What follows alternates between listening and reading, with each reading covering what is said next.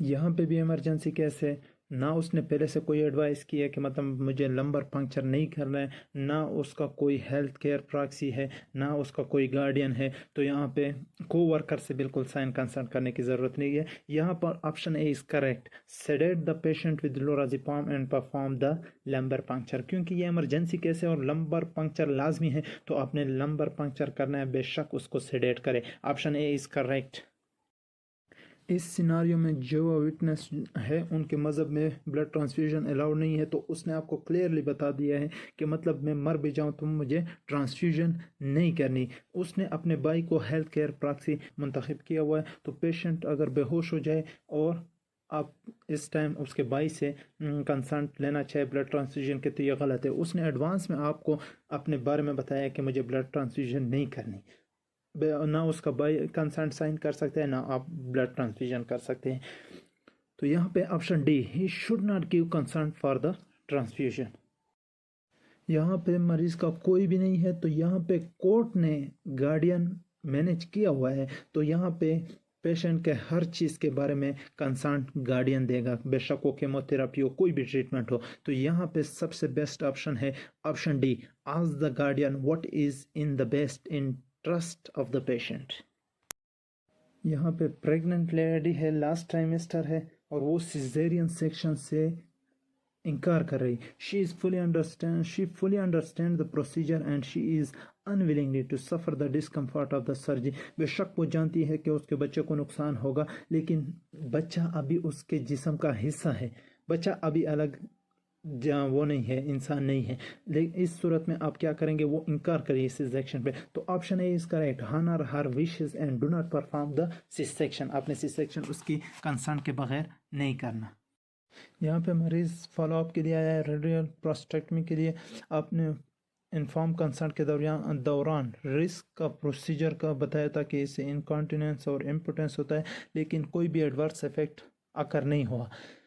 Web पर search करने के बाद या कहीं और से उसने ये मालूम किया कि अल्टरनेटिव थेरेपी भी थी, जिसके बारे में मुझे वो नहीं किया गया, बताया नहीं गया था। तो इस सूरत में वो उसने आप पे केस किया, तो वो कौन जीतेगा? तो ऑप्शन डी इज करेक्ट है। He will win because you didn't inform him of the risk and benefit of alternative therapy to the surgery. बेशक उसको साइड इफेक्ट अकर नहीं हुए हैं, कोई भी साइड इफेक्ट जो आपने बता दिए थे वो नहीं हुआ है, लेकिन फिर भी आपने तमाम अल्टरनेटिव थेरापीज़ और रिस्क फैक्टर आपने बताने हैं। अगर आपने सिर्फ एक ही प्रोसीजर किया और अल्टरनेटिव थेरापी आपने नहीं बताया, तो आप कसूरवार हैं। यहाँ पे पेशेंट ने अपने लिए हेल्थ केयर प्रॉक्सी सेलेक्ट किया हुआ है और वो दूसरे शहर में, तो यहाँ पे आप फ़ोन पे कंसल्ट ले सकते हैं, लेकिन फ़ोन पे कंसल्ट लेना आपके पास कोई सबूत नहीं होगा, तो इसलिए फ़ोन पे कंसल्ट लेते हुए दूसरा बंदा भी साथ रखे ताकि वो गवाही दे। तो यहाँ पे option E is correct, take consult for the bypass over the phone and have a second person witness the telephone consult. Telephone पे भी आप बेशक कंसल्ट ले सकते हैं, क्योंकि वो दूर है और यहाँ पे इमरजेंसी केस है, तो आप प्रोसेस जारी करने के लिए फ़ोन पे कंसल्ट ले सकते हैं। यहाँ पे पेशेंट ना पहले से कोई एडवाइस की है और ना ही कोई हेल्थ केयर प्रॉक्सी है, तो यहाँ पे पेशेंट जो है वो एडल्ट है और वो इमरजेंसी केस में आ चुका है, तो वो उसको ब्लड की अशद ज़रूरत है। तो यहाँ पे आपने उसके रिलीजियस बिलीव को नहीं देखना है। अगर पेशेंट खुद अनकॉन्शियस ना होता तो वो कंसर्न उससे लेनी होती है। तो यहाँ पे आपने ब्लड देनी है, पहले बंदे की जान बचानी है, उसके बाद बाकी बातें देखेंगे। तो option B is correct, give the blood.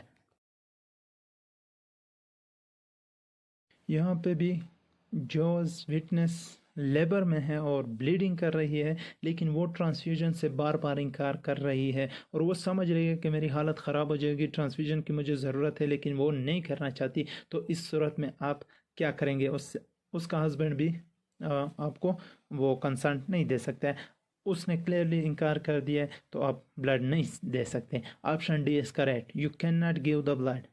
बेशक उसका हस्बैंड आपको कंसर्ट साइन करके दे के आप ट्रांसफ्यूजन करें, लेकिन आपने ट्रांसफ्यूजन नहीं करना।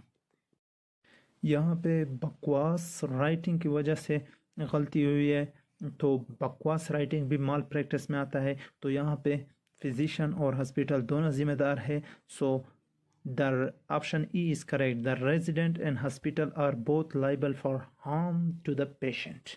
दोनों जिम्मेदार होंगे, क्योंकि राइटिंग किसका काम है?